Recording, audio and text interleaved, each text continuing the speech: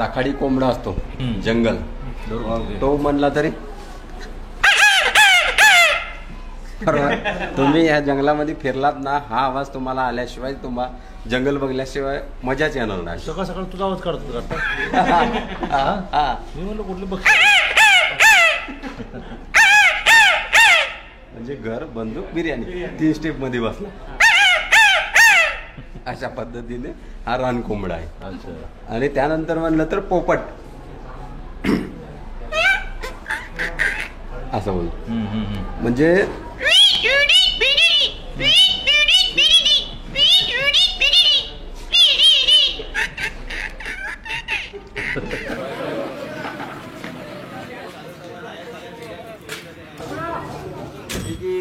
Spotted deer, tiger या किसी जंगल की हर आवाज जिसमें अवेयरनेस का काम होता है मेरा.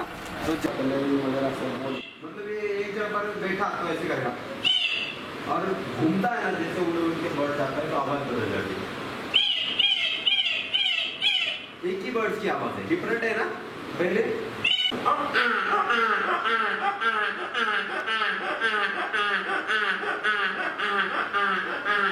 एक इंजीनियर है भाई, आर्ट है इनके पास, वो करते हैं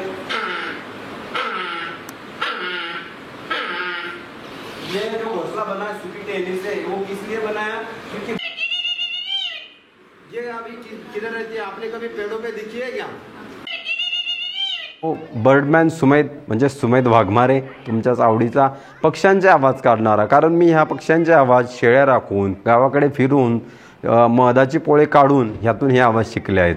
आणि असेच युनिक आवाज शिकत असताना मला प्रेरणादायी ठरले ते म्हणजे सयाजी शिंदे सर. कारण त्यांनी झाडासाठी एवढे मनापासून धडपडतात, त्याच पद्धतीने मी पक्ष्यांसाठी किंवा प्राण्यांसाठी धडपावं ही माझी इच्छा व्यक्त झाली. जेव्हापासून मला कळायला लागलं तेव्हापासून मी त्यांना फॉलो करत आलो आणि त्यांच्याकडून ही प्रेरणा भेटत गेली. तर ताडोबामध्ये आमचे FD साहेब आहेत रामगावकर साहेब, त्यांनी हे अपॉइंट केलेलं आहे. यातून लोकांचं एक डायरेक्शन असतं की फक्त वाघ बघायचं, पण पूर्ण जंगल म्हणजे एक वाघ होत नाही हा संदेश आहे. तर ह्या जंगलाला पूर्ण बघितलं पाहिजेत, कारण त्याच्यामध्ये विविध प्राणी आहेत, विविध पक्षी आहेत, विविध फुलपाखरे वनस्पती ह्या आहेत. ह्या सर्वांचं प्रपज म्हणजे त्यांना बघण्याचा दृष्टिकोन बदलला पाहिजेत लोकांचा. वाघ एकटा नसून एवढं मोठं जंगल आहे, त्या सगळ्यांना बघितलं पाहिजेत. हेच कारण आहे मेन म्हणजे, कारण पर्यटकांची दिशा वळवायचं काम हे मी करत असतो.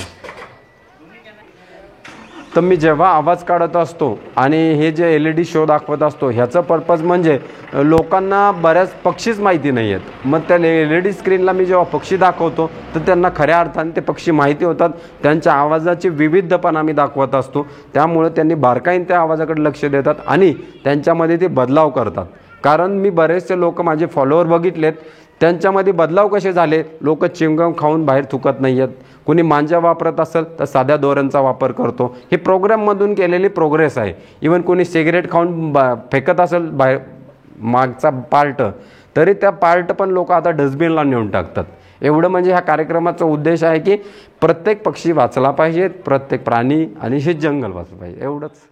धन्यवाद.